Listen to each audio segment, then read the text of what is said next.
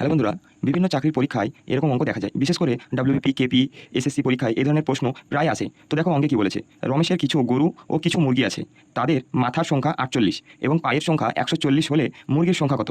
Option A 22টি, option B 23টি, option C 24টি এবং অপশন ডি 26টি।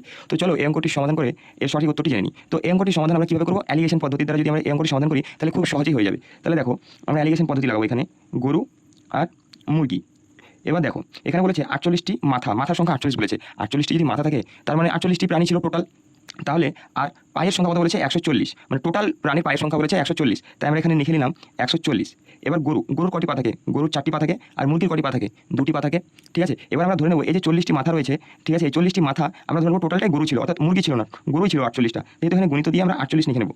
আরেকবার কী করবো, এই যে মুরগি, এই মুরগিটা আমরা এবার ধরে নেবো যে 48টা মুরগি ছিল, গরু ছিল না। তাহলে এখানে আবার 48 দিয়ে গুণ দিয়ে দেবো। এবার যদি 48-এর সঙ্গে 2 গুণ কত হবে? 96 হবে।